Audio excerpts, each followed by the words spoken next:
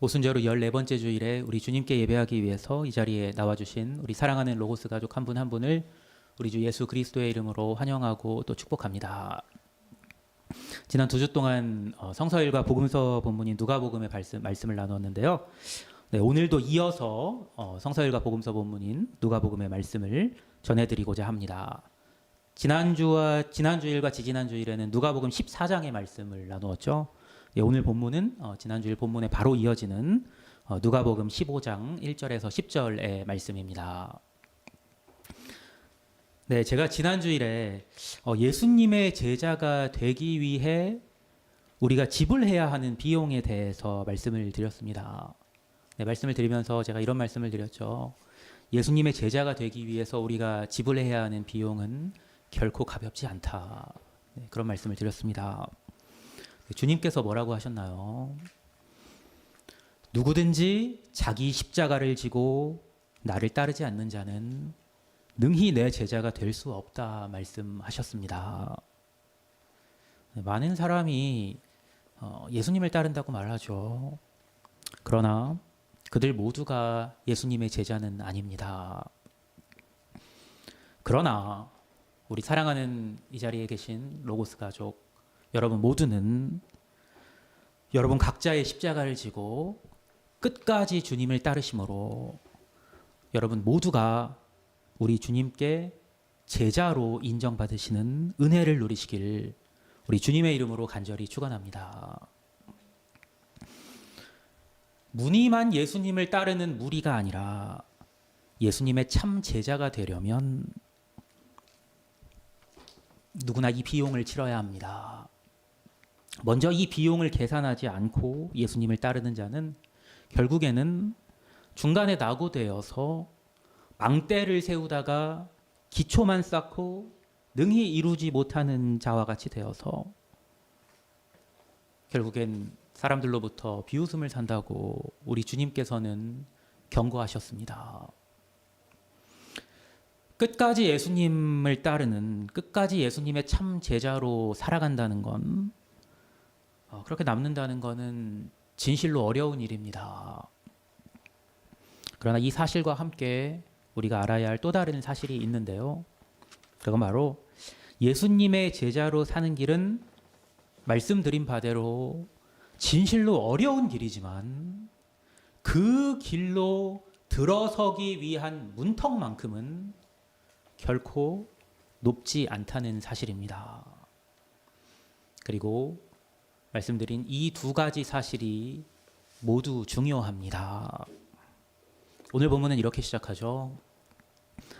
모든 세리와 죄인들이 말씀을 들으러 가까이 나아오니 바리새인과 서기관들이 수군거려 이르되 이 사람이 죄인을 영접하고 음식을 같이 먹는다 하더라. 예수님의 말씀을 듣기 위해서 어떤 부류의 사람들이 예수님께 나왔을까요? 오늘 본문을 통해서 알 수가 있어요. 오늘 본문은요, 한 부류의 사람이 아니라 아주 다양한 부류의 사람들이 나왔음을 우리에게 알려줍니다. 말씀드린 대로 누구나 예수님께 나올 수 있습니다. 그런데 다양한 사람들이 모이면 일어나는 일이 있어요. 다양한 사람들이 모였을 때 어떤 일이 벌어질까요? 제가 중학생 때 선생님 한 분께서 체육 선생님이셨어요. 체육 선생님이 왜 그 말씀을 하셨는지 저도 지금 생각하면 고개가 좀 갸우뚱해지는데요. 네, 체육 선생님께서 한 번은 이제 학기 말쯤 돼가지고 이제 저희 반 학생들한테 이런 말씀을 아주 힘주어서 하신 적이 있어요. 야, 너희들 말이야, 나중에 결혼할 때 명심해야 하는 사실이 하나 있다. 그건 바로 비슷한 사람을 만나서 결혼해야 한다는 거다. 아무리 니네가 서로 사랑한다고 해도 안 똑똑한 사람이 똑똑한 사람이랑 산다든지 아니면 돈이 없는 사람이 돈이 많은 사람이랑 산다든지 아니면은 서로 생각이 다른 사람이 서로 사회적 지위가 다른 사람이 같이 산다든지 하면은요. 너무너무 서로가 힘들다. 네, 이렇게 좀 굉장히 이제 약간 한숨을 쉬어가면서 이렇게 그렇게 말씀을 해주셨던 기억이 나요. 근데 무슨 일을 그 선생님께서 겪으셨었는지 혹은 들으셨었는지는 모르겠어요. 지금도 모르겠어요. 네, 하지만 그 선생님께서 말씀하셨던 그런 일들이 정말로 맞는 건 사실이에요. 심지어 서로 사랑하는 부부 사이에서도 서로가 다르면 서로를 받아들이기가 참 힘듭니다. 예수님의 말씀을 듣기 위해서 예수님을 따르면서 필연적으로 함께하게 된 사람들 사이에도 그런 일이 있었습니다. 당시의 유대교 종교 지도자들이 누구였죠? 당시의 유대교의 종교 지도자들은 바리새인과 서기관들이었죠. 그 바리새인과 서기관들이 예수님을 찾아와서 예수님의 말씀을 듣고 있는데 글쎄 자기들 옆에 세리와 죄인들이 앉아서 자기들과 함께 예수님의 말씀을 듣는 겁니다. 그들은 그걸 견디지 못했습니다. 나 정도 되는 사람이 이런 부류의 사람들하고 같이 예수님 말씀을 듣는다고? 그렇게 수군거리는 그들을 향해서 예수님께서는 오늘 본문의 비유를 들려주십니다. 예수께서 그들에게 이 비유로 이르시되 너희 중에 어떤 사람이 양 100마리가 있는데 그 중에 하나를 잃으면 99마리를 들에 두고 그 잃은 것을 찾아내기까지 찾아다니지 아니하겠느냐. 또 찾아낸즉 즐거워 어깨에 메고 집에 와서 그 벗과 이웃을 불러 모으고 말하되 나와 함께 즐기자. 나의 잃은 양을 찾아내었노라 하리라. 내가 너희에게 이르노니 이와 같이 죄인 한 사람이 회개하면 하늘에서는 회개할 것 없는 의인 99으로 말미암아 기뻐하는 것보다 더하리라. 아마 여러분도 많이 들어보신 비유일 겁니다. 우리 주님께서는 영혼 하나를 천하보다 귀하게 여기신다는 말씀으로 많은 사람들이 이해하는 비유입니다. 네, 물론 맞습니다. 굉장히 중요한 사실이고 맞는 말입니다. 그런데 예수님께서 이 비유를 말씀하신 상황과 맥락을 잘 이해해야 합니다. 이 비유는요, 아까 전에 제가 말씀드렸죠. 나 정도 되는 사람이 이런 부류의 사람들하고 같이 예수님의 말씀을 듣는다고? 이렇게 수군거렸던 바리새인과 서기관들에게 우리 주님께서 들려주신 비유입니다. 바리새인과 서기관들이 왜 그렇게 수군거렸을까요? 명확합니다. 왜 그랬을까요? 인정받고 싶어서 그랬던 겁니다. 지난주일과 지지난주일의 본문이었던 누가복음 14장은 어떤 이야기로 시작했습니까? 14장 1절 한번 보시겠어요? 안식일에 예수님을 집에 초대했던 사람이 누구였습니까? 한 바리새인 지도자였다고 성경은 기록합니다. 종교적 열심을 가지고 그 열심으로 예수님을 열심히 섬겼던 사람이었습니다. 자기와 비슷한 사람들이 자기와 함께 하는 것까지는 괜찮았습니다. 그런데 어느 순간 보니까 자기 옆에 어중이 떠중이들이 몰려들어 있는 겁니다. 어쩌면 그것까지도 그에게 괜찮았을지도 모르겠습니다.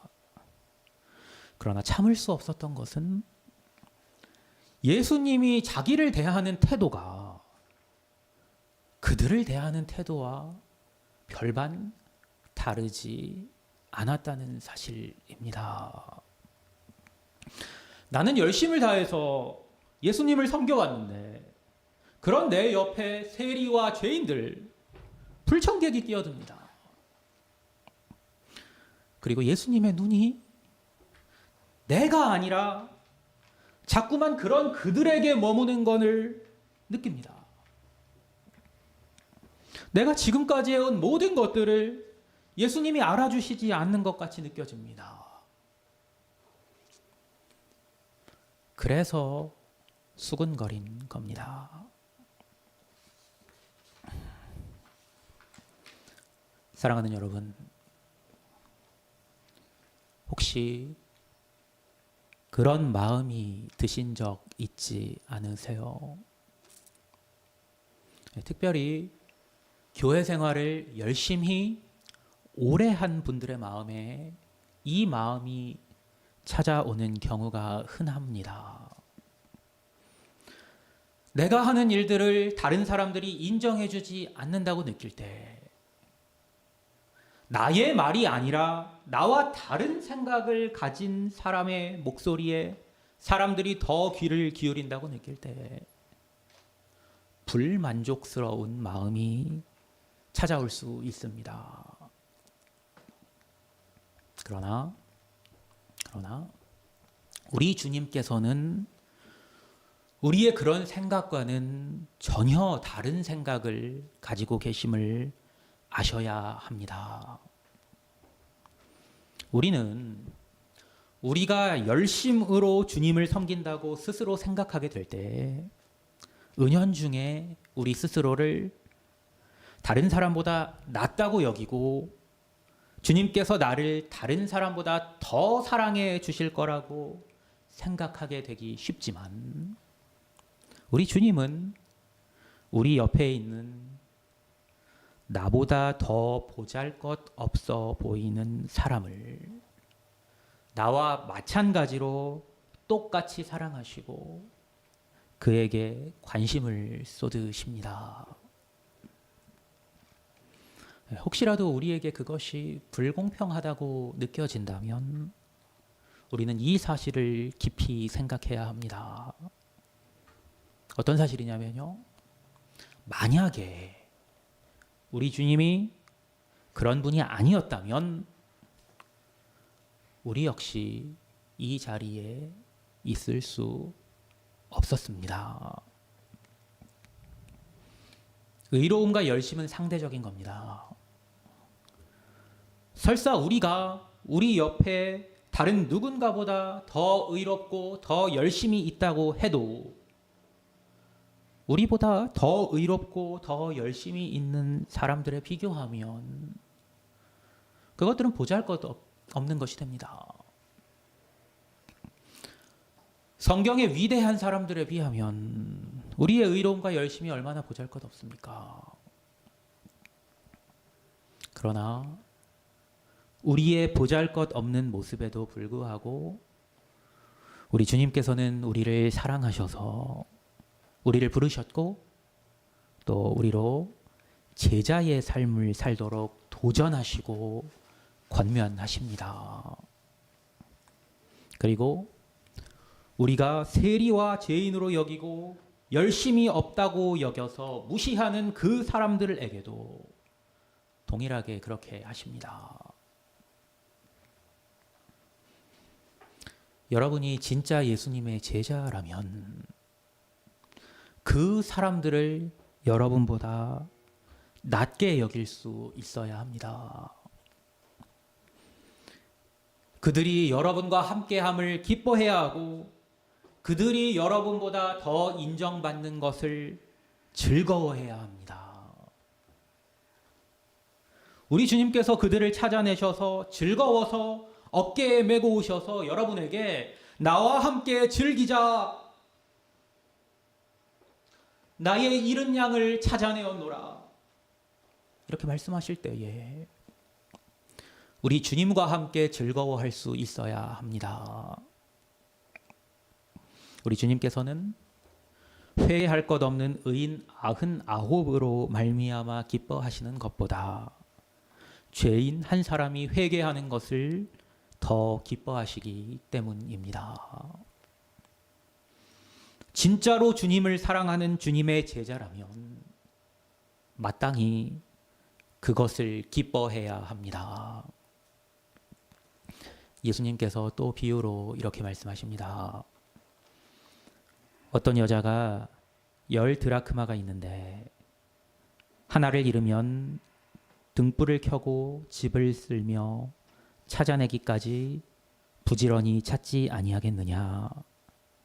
또 찾아낸즉 벗과 이웃을 불러 모으고 말하되 나와 함께 즐기자. 잃은 드라크마를 찾아내었노라 하리라. 내가 너희에게 이르노니 이와 같이 죄인 한 사람이 회개하면 하나님의 사자들 앞에 기쁨이 되느니라. 죄인 한 사람이 회개하는 것이 우리 주님께는 이토록이나 기쁜 일입니다. 그러므로 우리도 마땅히 이 마음을 품어야겠습니다. 이 마음을 품기 위해서는 먼저 나 자신을 낮추고 나보다 남을 낮게 여기는 마음을 가져야 합니다. 네, 지읒 받침 아니고 시옷 받침입니다. 낮게 여기는 마음을 가져야 합니다. 이게 은근히 어렵습니다. 내가 인정받고 싶기 때문입니다. 다른 사람들보다 나를 알아줬으면 하는 마음 때문입니다. 그러나 우리 주님께서는 나를 사랑하시는 것만큼 내 마음에 들지 않는 그 사람들을 똑같이 사랑하십니다. 이 사실을 깊이 깨닫지 못하면 결코 하나님을 사랑할 수 없습니다. 하나님 사랑이 곧 이웃을 사랑하는 것이기 때문입니다. 자기 부모와 처자와 형제와 자매와 더욱이 자기 목숨까지 미워하지 아니하면 하나님을 사랑할 수 없습니다. 그러나 하나님을 사랑함으로 예수님의 제자가 되면 주님의 마음을 느끼게 되고 그 마음으로 사람들을 대하게 됩니다. 이전에는 나 중심으로 생각이 돌아갔는데 이제는 남을 나만큼이나 귀하게 여기게 됩니다. 그리고 내리는 모든 판단과 결정이 거기에서 나올 때에 비로소 우리는 끝까지 낙오되지 않고 끝까지 예수님을 따르는 제자로서의 삶을 살게 되는 은혜를 누리게 됩니다. 이것이 주님의 가르치심을 따라 주님의 참 제자로 사는 사람들에게서 공통적으로 나타나는 중요한 특징입니다. 사랑하는 여러분, 여러분 한 사람 한 사람이 우리 주님께 얼마나 귀한지 모릅니다. 여러분은요, 참으로 우리 주님께 귀한 분들입니다. 그리고 우리 모두가 그렇습니다. 그러므로 우리는 세리와 죄인들이 우리와 함께 음식을 같이 먹는다고 수군거려서는 결코 안 됩니다. 오히려 우리보다 부족해 보이는 사람들을 기쁨으로 섬길 수 있어야 합니다. 그게 우리의 격을 결코 떨어뜨리지 않습니다. 오히려 그 모습이야말로 우리를 품격 있는 그리스도인으로서 빛나게 하며 우리를 우리 주님으로부터 인정받게 합니다. 여러분 한 분 한 분이 그렇게 빛나는 모습을 보고 싶습니다. 그때 우리 주님께서 우리를 기뻐하시고 또한 그런 우리를 통해서 큰 영광 받으시지 않으시겠습니까? 우리 교회가 서로로 인하여서 즐거워하는 교회, 그리고 그 즐거움으로 풍성한 교회 되기를 간절히 소원합니다. 기도하겠습니다.